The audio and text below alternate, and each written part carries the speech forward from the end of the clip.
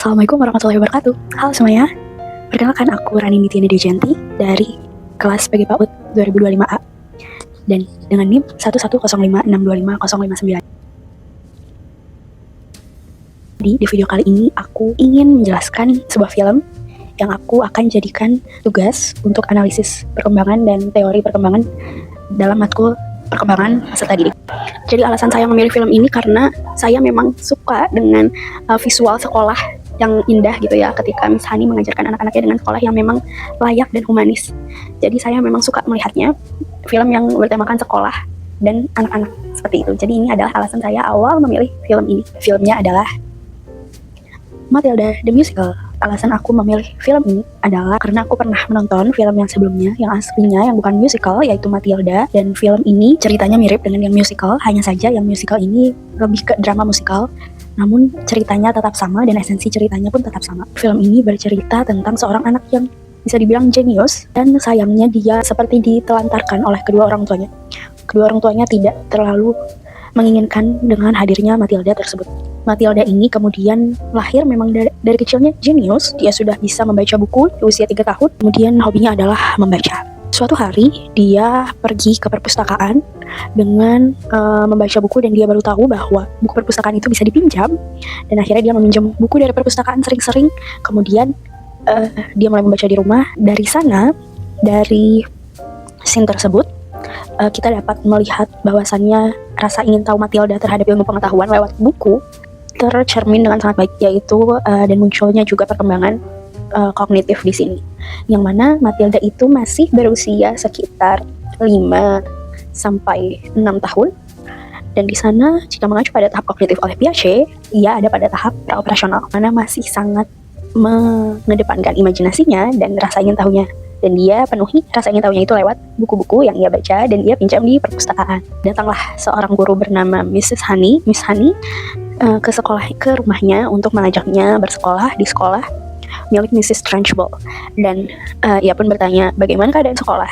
Dan dari sana muncul kembali yaitu aspek perkembangan kognitif jika mengacu pada teori Piaget, yang mana anak ini masih mulai bertanya-tanya, dan aspek perkembangan bahasa yang mana anak usia 5 tahun ini banyak bertanya mengapa, bagaimana, dan kenapa itu terjadi. Dan ia di sana bertanya bagaimana keadaan sekolah tersebut. Dan Mrs. Trunchbull dan Miss Hani pun menjawab dengan kelogisan yang mana dapat memenuhi rasa ingin tahunya terhadap dunia sekolah, karena dia itu sebelumnya adalah homeschooling.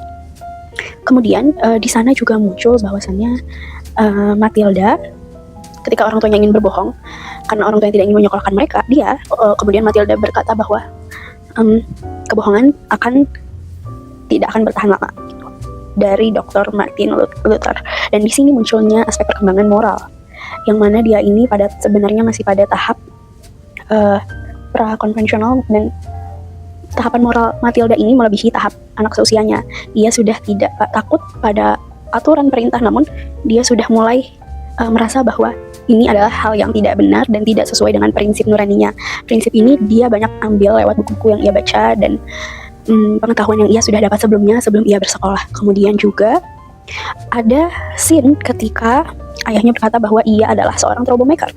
Nah, di sana aspek perkembangan moral pula muncul, dan jelas itu akan menginternalisasi ke dirinya bahwa ia adalah seorang troublemaker. Tetapi Matilda lagi-lagi berbeda, mungkin karena ia anak yang jenius ya. Jadi ia berkata bahwa meskipun aku masih kecil, aku tidak bisa berhenti dan tidak bisa diam saja, aku harus melawannya. Dari ini terlihat bahwasannya memang Matilda ini anak yang revolting gitu, dan dia anak yang sedikit memberontak dan melawan, tetapi dalam hal yang baik gitu, karena dia tidak suka dizolimi terus-menerus oleh kedua orang tuanya. Kemudian muncul juga ketika scene Matilda berkata bahwa tidak ada orang selain dirinya yang bisa mengubah kisahnya. Ini juga muncul teori moral sama seperti tadi, dan sosial, bahwasannya dia sudah mulai ajak dengan dirinya sendiri, dan egosentrisnya mungkin di sini masih ada jika ini mengacu pada tahapan kognitif Piaget, namun aspek perkembangan moral gitu ya. Jadi dia masih ada rasa bahwa aku bisa sendiri, dan dia sudah ajak dengan dirinya sendiri. Jadi tidak ada yang bisa mengendalikanku kecuali diriku sendiri. Kemudian ada scene juga di mana Matilda ini merasa excited gitu dengan ceritanya, dan dia ini memang anak yang penuh imajinasi ya. Dan dia memiliki seorang librarian gitu ya, kayak figur yang terdekat dengan dirinya, namanya Nyonya Proud. Dia memang senang terlihat daripada hobinya membaca buku, terlihat bahwa Matilda ini memang banyak tahu dan banyak ingin tahu, dan ini juga berkaitan dengan teori Vygotsky socio-cultural karena ia memiliki peran Nyonya Proud di sana yang memprovide dia buku, dan akhirnya dia bisa memiliki rasa ingin tahu yang tinggi dan imajinasinya yang baik lewat fasilitas buku dari Nyonya Proud tersebut. Dan terlihat excitementnya di sana bahwa ia ingin sekolah. Akhirnya dia mau masuk ke sekolah formal setelah gurunya Miss Honey membujuk orang tuanya, karena orang tuanya ini sedikit kolot dan tidak mementingkan pendidikan.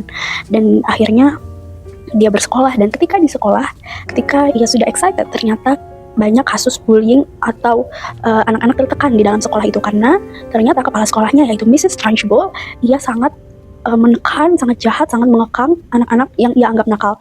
Padahal anak-anak tersebut melakukan hal selayaknya anak-anak lakukan. Tetapi memang Mrs. Trunchbull ini memiliki jiwa yang memang jahat, sehingga ia memang sangat intimidatif terhadap setiap anak. Dan ada kalanya Miss Honey, gurunya yang baik ini, memiliki jiwa yang baik, ingin mengajar kepada Matilda, namun ia bersilangan dengan prinsip Mrs. Trunchbull, kepala sekolahnya. Dan Miss Honey ini sangat baik karena ia ada scene juga memuji jawaban muridnya. Kemudian ia memberikan buku bacaan yang mana lebih tinggi daripada usianya, dan di sana terdapat juga scaffolding dari Vygotsky yang mana guru dapat memberikan sesuatu yang lebih menantang daripada usianya agar anak lebih baik dan lebih optimal perkembangannya. Dan di sana terlihat lewat scene Miss Honey memberikan buku bacaan yang setingkat lebih tinggi daripada usia seumuran anak-anak. Dan Miss Honey di sini terlihat menerapkan scaffolding sebagaimana teori Vygotsky. Kemudian Mrs. Trunchbull juga sering menganggap bahwa disiplin itu Mrs. Trunchbull juga sering menganggap bahwasannya disiplin ditumbuhkan lewat kegiatan fisik atau atletis, karena beliau sendiri merupakan mantan atlet lempar tolak peluru, dan di sana juga muncul aspek fisik. Dan memang benar bahwasannya latihan fisik itu akan dapat menambah kedisiplinan, karena latihan fisik ini kan melibatkan seluruh tubuh, apalagi untuk anak usia dini. Dan jika dengan tahapan yang baik dan konteks yang baik, insya Allah ini akan tetap aman untuk anak usia dini. Muncul kembali scene bahwasannya ayah dan ibu Matilda kembali melakukan suatu kesalahan, dan Matilda mengatakan kembali bahwasannya hal itu adalah ilegal.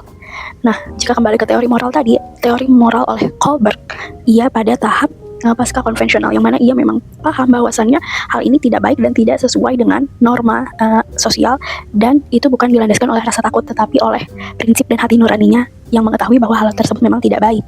Kemudian juga muncul scene bahwasannya Miss Honey ini berusaha memfasilitasi kecerdasan Matilda, karena saat pembelajaran di kelas terlihat bahwasannya Matilda memiliki kecerdasan yang lebih dibandingkan teman-temannya, karena ia adalah seorang anak yang jenius.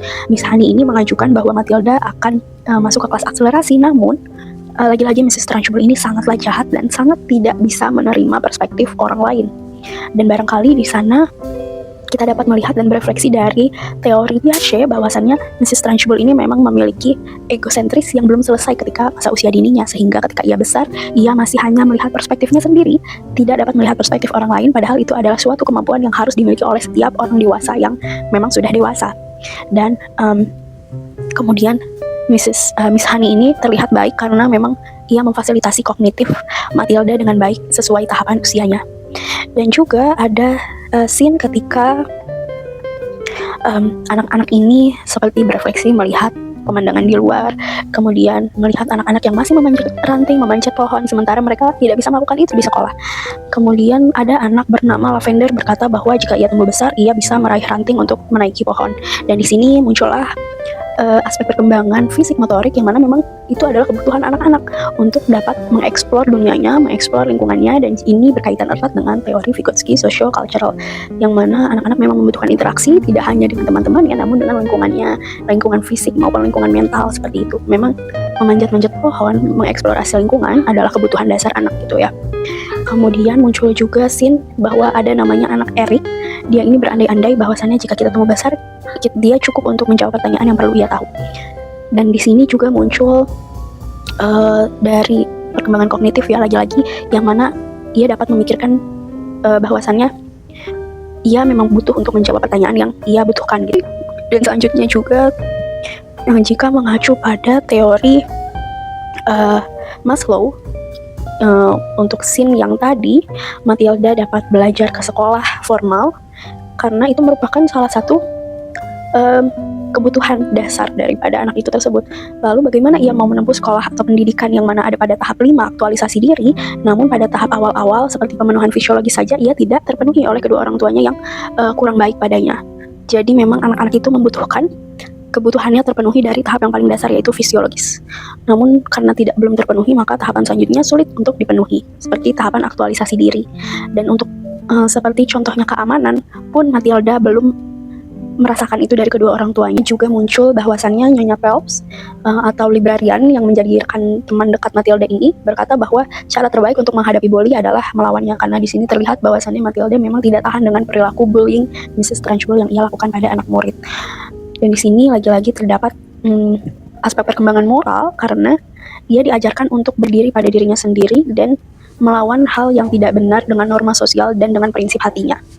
Kemudian juga terdapat validasi yang diucapkan oleh teman-teman Matilda ketika Matilda berhasil melakukan namanya telekinesis, dan hal ini menunjukkan teori sosial dari Vygotsky bahwasannya interaksi dengan teman-temannya ini akan mempengaruhi bagaimana Matilda memandang dirinya sendiri. Ia menjadi lebih percaya diri ketika mendapat validasi dari lingkungan sekitarnya. Kemudian muncul juga bahwasannya Miss Honey ini sudah muak dengan perlakuan Mrs. Trunchbull, dan ia berkata pada Mrs. Trunchbull itu bukanlah bentuk pengajaran, itu adalah bentuk kekejaman. Dan di sana muncullah memang Miss Honey ini orang yang sangat baik dan membela kebenaran gitu ya. Dan di akhir Matilda pun senang dan teman-temannya pun senang. Endingnya teman-temannya dan Matilda senang karena akhirnya Mrs. Trunchbull ini kalah, karena kekejaman akan kalah pada kebaikan daripada kebaikan. Dan di sana muncul teori humanis daripada Roger, dan anak-anak ini senang dan mereka berkata mereka tidak lagi terpenjara ketika mereka mengenal jati diri mereka yang tidak terpenjara oleh sikap Mrs. Trunchbull tersebut. Dan dari sana dia memang sangat senang. Akhirnya mereka dapat bersekolah sebagaimana anak-anak layaknya, yang sekolah yang layak, sekolah yang baik, dan keinginan mereka terfasilitasi dengan baik. Dan di ujung Matilda dirawat oleh Miss Honey. Tetapi saat orang tua kandungnya meninggalkan dia tetaplah sedih. Dan di sana terdapat aspek perkembangan emosional yang mana berkaitan dengan teori attachment oleh Bowlby bahwasannya anak memang akan sedih dengan figur kelekatan yang ia hadapi setiap hari. Ia akan tetap sedih jika berpisah dengan figur tersebut. Pendapat kritis saya terhadap film ini sebenarnya karena ini filmnya fiksi ya, jadi saya harap sih tidak ada sekolah yang seperti ini di dunia nyata, karena ini terlalu kejam ya jika dilihat dari dunia nyata sikap Mrs. Trunchbull ini. Dan pandangan kritis saya jelas-jelas pada sikap Mrs. Trunchbull ini, karena dia sendiri masih memiliki dendam yang tinggi, masih belum selesai dengan dirinya sendiri. Dan memang sebaiknya sebelum menjadi pendidik di masa depan, kita memang harus selesai dengan diri kita sendiri, dengan luka-luka yang kita pendam, dengan luka masa lalu, hingga akhirnya kita dapat memberikan pendidikan yang terbaik untuk anak didik kita, tidak mewariskan trauma kepada anak didik kita nantinya. Kemudian pendapat kritis saya terhadap film ini kan cerita yang dibuat untuk anak-anak, tetapi kurang cocok karena masih banyak unsur kekerasan dan kekejaman, dan padahal ini adalah hal yang fiksi. Jadi sebaiknya jika kita ingin menulis cerita anak, munculkanlah unsur-unsur keindahan dan kelembutan di sana, dan tidak ada unsur kekerasan dan fisik seperti yang Mrs. Trunchbull lakukan pada murid-muridnya. Solusi dan implikasi yang dapat saya bagikan, yang pertama, ketika kita ingin menjadi pendidik, sebaiknya kita selesai dengan diri kita sendiri, agar kita tidak mewariskan trauma, tidak mewariskan luka di masa lalu kepada anak didik kita. Kemudian berikan lingkungan fisik sekolah yang aman dan nyaman, agar anak-anak dapat berekspresi dan menunjukkan jati diri mereka yang asli, dan mereka dapat berbuat selayaknya anak-anak pada umumnya. Solusinya adalah kita harus memberikan ruang yang nyaman dan aman, maupun itu fisik ataupun lingkungan mental, karena ini akan memberikan rasa aman kepada anak-anak untuk akhirnya mereka berekspresi dan berinteraksi dengan sesama teman-temannya. Sekian dari saya, dan semoga video ini dapat mengambil banyak pelajaran. Terima kasih.